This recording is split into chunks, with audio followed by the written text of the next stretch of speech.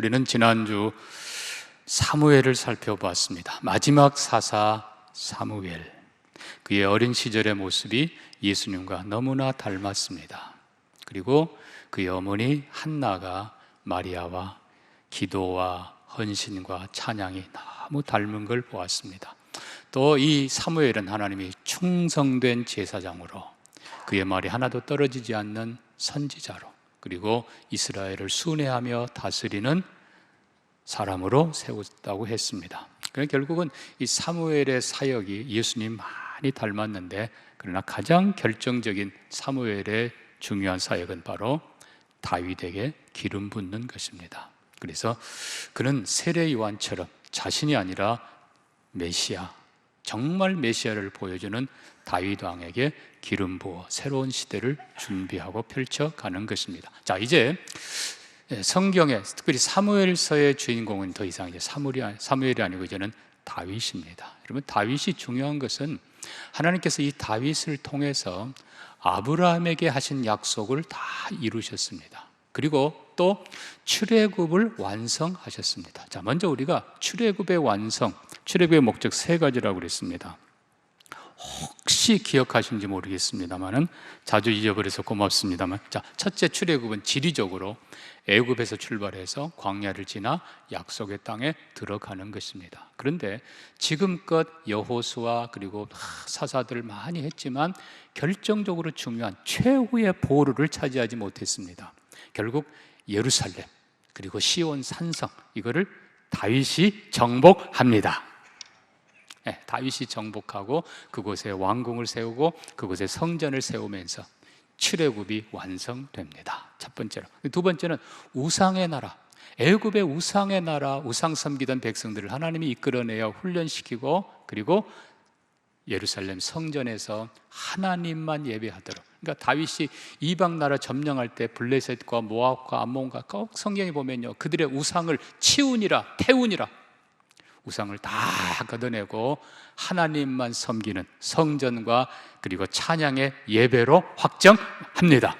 그러니까 우상에게서 하나님만 섬기는 백성으로. 자, 그 다음에 세 번째는 특별히 하나님께서 아브라함에게 맹세하신, 내가 그와 그 자손에게 명하여 여호와의 도를 행하는 강대한 나라가 되게 하리라.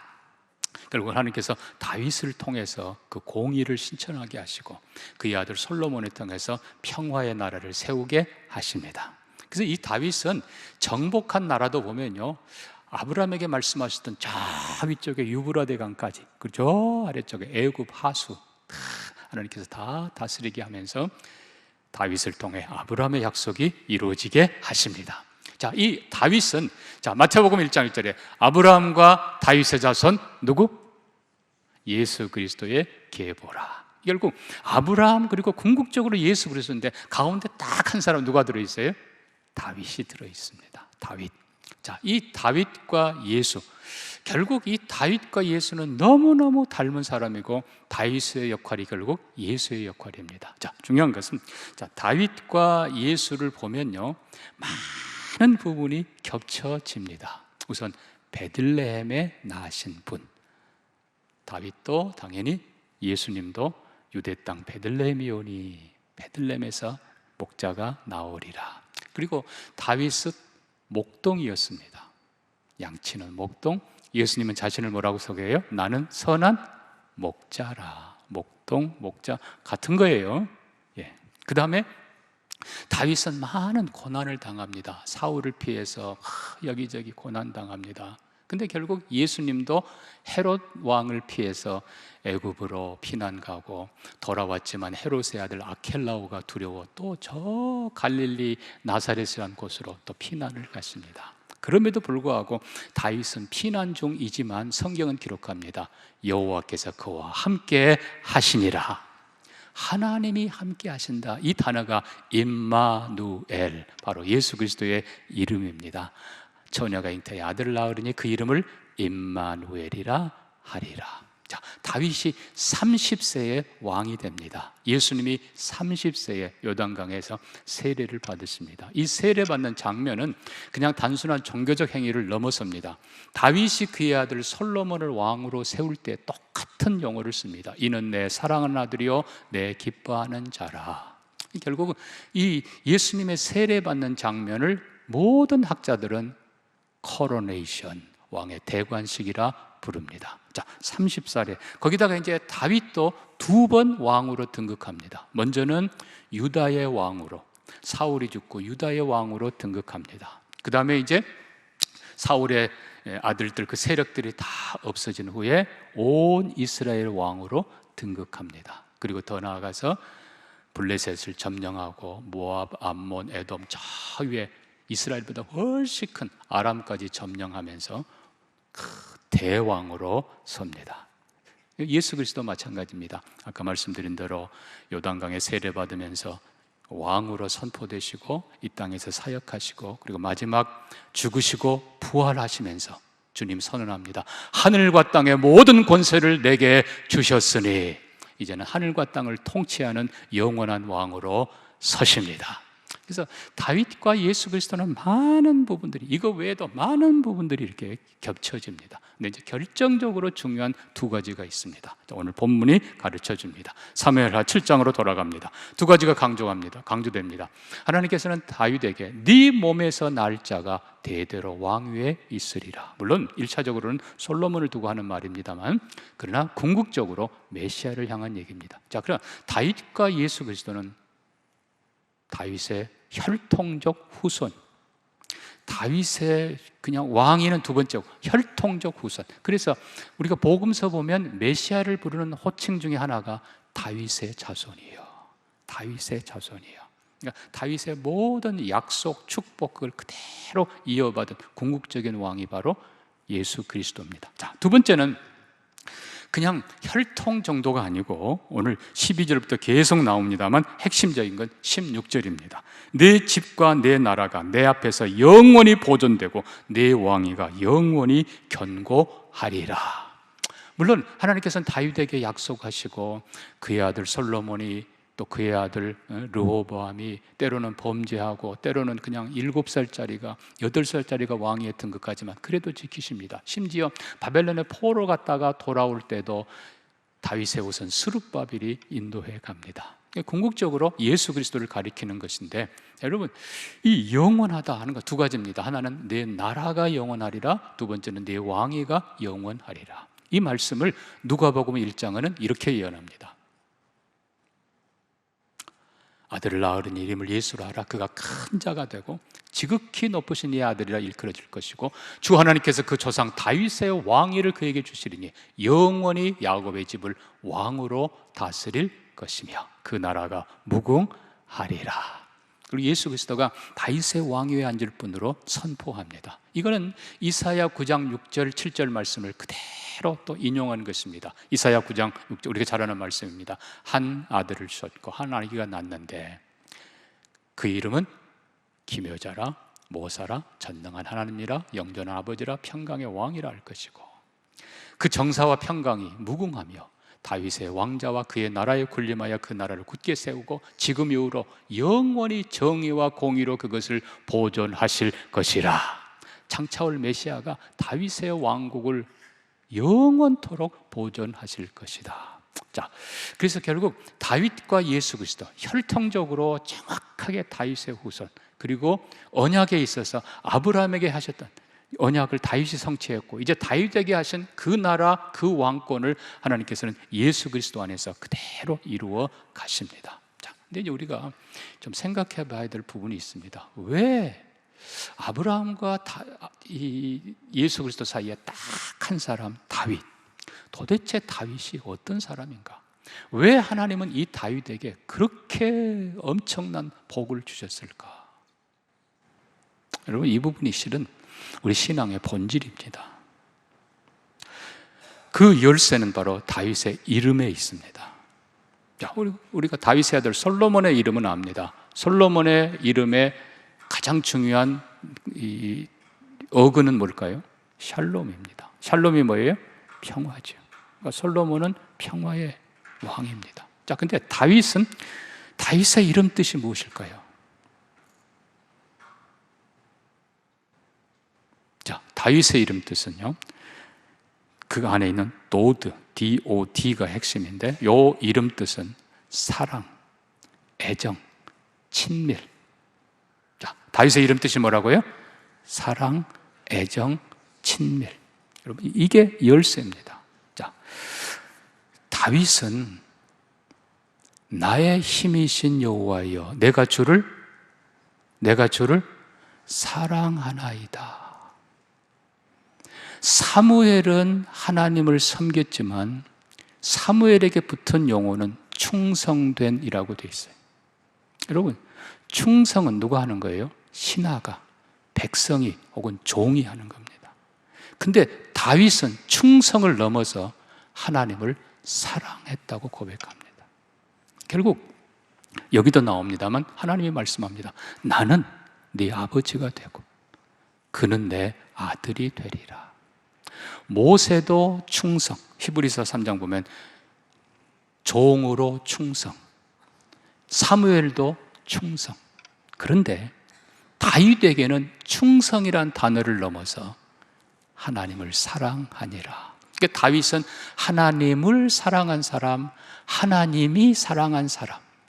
또 이 사도행전을 보면 내 마음에 합한 자, 합한 자라는 말은 완전히 결국 사랑의 목적이 뭡니까? 하나 되는 것입니다. 여러분, 결국 우리에게 중요한 건 충성보다 중요한 것이 바로 사랑입니다. 부모에게 효도하는 것, 그보다 더 중요한 것이 부모를 사랑하는 것입니다. 남편과 아내 책임을 다하는 것보다 더 중요한 것이 사랑하는 것입니다. 아내, 자녀를 향해서도 부모의 역할을 다하는 것보다 더 중요한 것이 자녀를 진정으로 사랑하는 것입니다. 이것이 본질이. 그러니까 이 다윗은 하나님 사랑합니다. 그리고 그 하나님 사랑을 정말 성전 사랑으로, 성소를 사랑하고 언약궤를 사랑하고, 그리고 어떻게 해서든지 하나님의 성전을 짓고 싶어하는 그 열정으로 나아갑니다. 그러니까 그냥 좀 표현하면 그렇습니다. 기능을 넘어서 본질, 정말 하나님 높이고 하나님 사랑하고.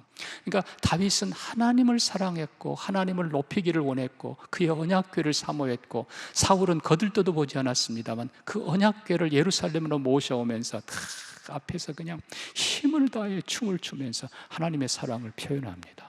그리고 하나님을 찬양합니다. 주의 이름이 온 세계 위에 높아지기를 원하나이다.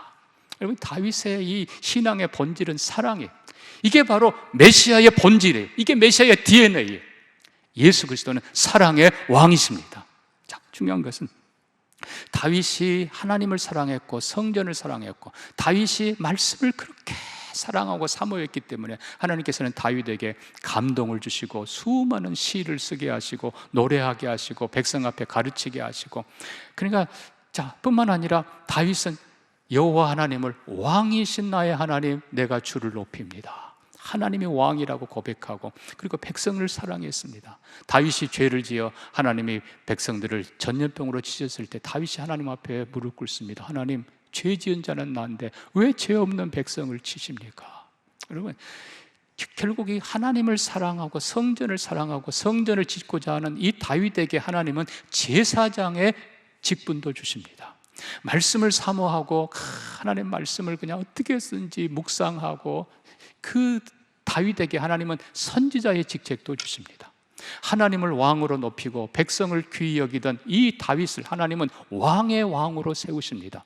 그래서 이 다윗을 향해서 성경은 유일하게, 유대의 역사 수많은 왕들 중에 유일하게 다윗 대왕이라 부릅니다.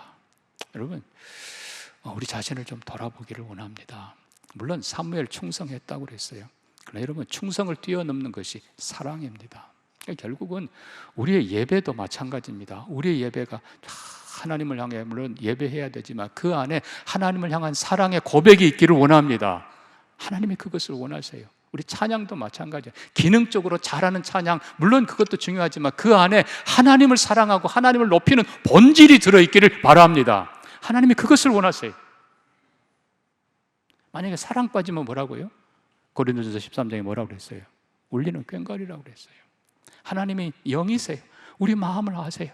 정말 다윗처럼 하나님 사랑합니다. 그 하나님을 향해서 최선을 다해 나아가는 그 다윗을 하나님은 사랑하시고 품에 안으시고, 다윗이 완전하지 않았어요. 그럼에도 회개하고 또 하나님 품으로 들어가고, 사울을 피해 도망 다닐 때 사무엘상 26장에 보면요, 사울 왕에게 호소합니다. 왕이시여, 여호와의 집에서 먼 이곳에서 나로 피 흘리지 않게 해주십시오. 다윗은 하나님의 집에서 멀어지는 걸 제일 안타까워했어요. 하나님께 더 가까이, 하나님 더 사랑. 이게 다윗의 신앙의 본질이에요. 우리의 신앙이 그렇게 되기를 소망합니다. 이게 빠지면 메시아, 예수 그리스도 진짜가 없는 거예요. 그래서 우리가 헌금도 마찬가지고, 찬양도 섬김도 마찬가지고, 주님 더 사랑합니다. 얼마나 하나님 사랑했으면 성전을 짓고자 했고, 얼마나 하나님 사랑했으면 더 시로 노래로 하나님을 찬양하는. 자, 그런데 우리가 기억해야 될 것은, 하나님께서는 성전을 사모하고 하나님을 사모하는 다윗을 제사장으로, 말씀을 사모하고 사랑하는 다윗을 선지자로, 하나님을 왕으로 고백하고 백성을 진정 사랑하는 다윗을 진짜 왕으로 세우시고. 근데 이제 문제는요, 다윗은 자기 자신이 메시아가 아닌 것을 고백합니다. 이게 이제 마지막 본질입니다, 여러분. 그래서 다윗은 시편 22편, 23편, 24편을 노래합니다. 자, 여러분 시편을 펼치시기 바랍니다. 시편 22편입니다. 예, 다윗 왕은 기도 중에, 혹은 어떤 분은 고난 중에 그랬습니다. 다윗 왕은 십자가에 고난당하는 메시아를 믿음으로 내다봅니다. 성령의 감동으로 십자가 위에서 엘리 엘리 라마 사박다니 부르짖던 메시아의 음성을 듣습니다. 시편 22편에 계속 이어집니다. 6절에 나는 벌레요 사람이 아니라 사람의 비방거리여 백성의 조롱거리니이다. 쭉 내려가 12절 많은 황소가 나를 에워싸고 바산의 소들이 나를 둘렀으며, 14절에 나는 물같이 쏟아졌고 내 뼈는 어그러졌고, 15절에 내 힘이 말라 질그릇 조각 같고 내 이유가 입천장에 붙었나이다. 16절에 개들이 나를 에워쌌고 악한 무리가 나를 둘러 내 수족을 찔렀나이다. 내가 내 모든 뼈를 셀 수 있나이다. 그들이 내 겉옷을 나누며 속옷을 제비 뽑나이다. 고난당한 메시아, 진짜 제사장의 모습을 다윗은 생생하게 믿음의 눈으로 보며 이 노래를 부릅니다. 엘리 엘리 라마 사박다니 부르짖는 그분이 진정한 제사장이시다. 자, 23편으로 갑니다. 여호와는 나의 목자시니 내게 부족함이 없으리로다. 다윗 자신이 목자인데 내가 아니라 여호와가 목자시다. 실상은 이 여호와가 목자라는 고백은 장차 올 선한 목자 메시아에 대한 고백입니다. 내 영혼을 소생시키고 사망의 음침한 골짜기에서도 나를 함께하는 분이고, 6절에 내 평생의 선하심과 인자하심으로 나를 이끄시는, 진리와 사랑과 평화로 이끄시는 진짜 스승, 진짜 목자, 진짜 선지자가 오신다. 그분이 메시아 예수 그리스도. 자, 24편입니다. 누가 왕인가? 7절입니다. 문들아 너희 머리를 들릴지어다. 영원한 문들아 들릴지어다.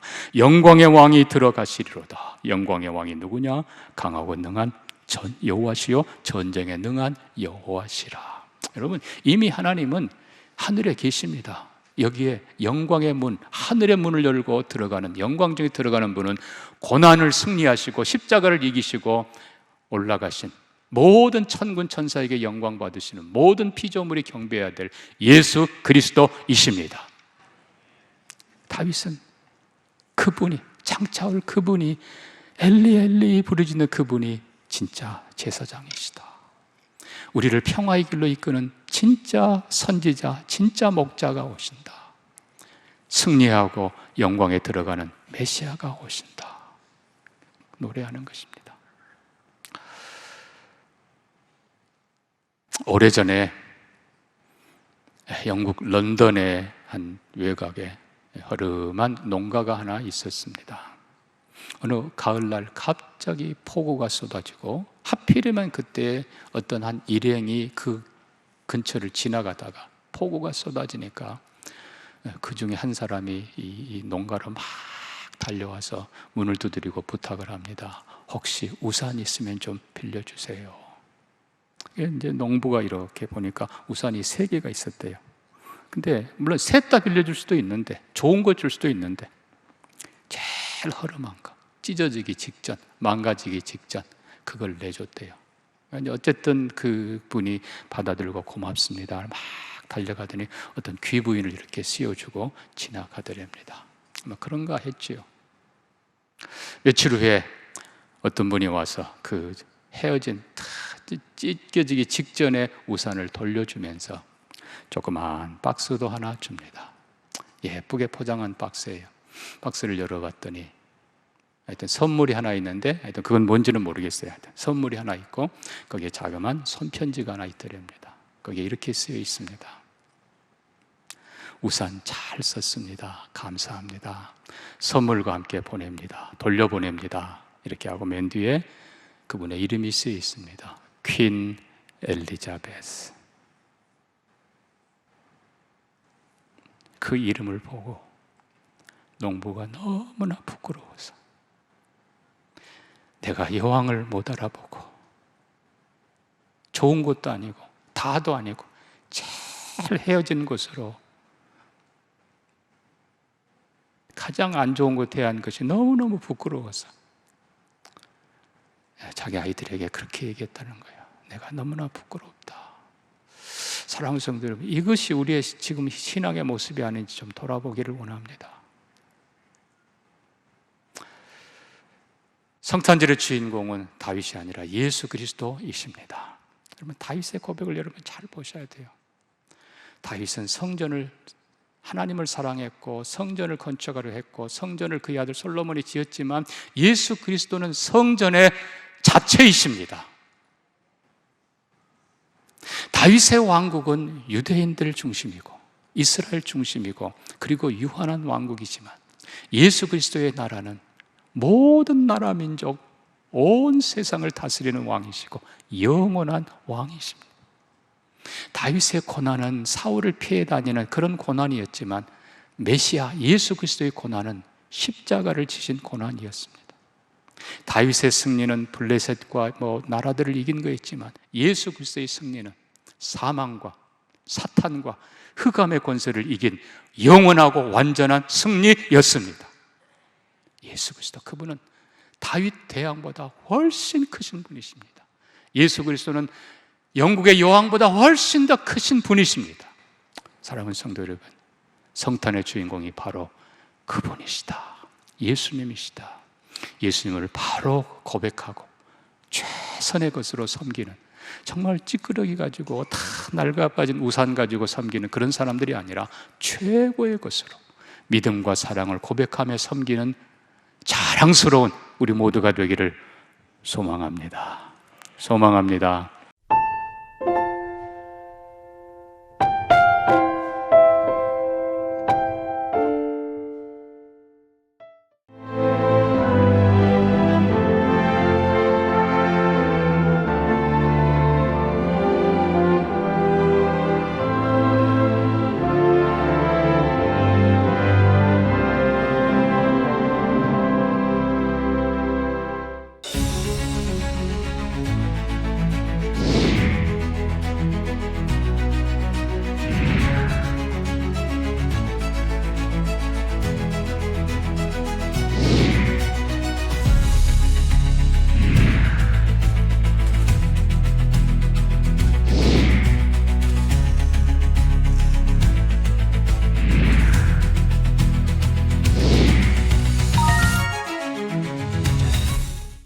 겨울, 붉은 꽃의 계절이 찾아옵니다. 찬바람에도 포근하게 피어나는 섬의 겨울 이야기. 햇살 아래 번지는 붉은 꽃길과 그 길 위에서 마음은 봄을 닮아갑니다. 4천만 송이 애기동백이 물들이는 겨울의 가장 따뜻한 여행, 섬 애기동백 축제, 천사섬 신안.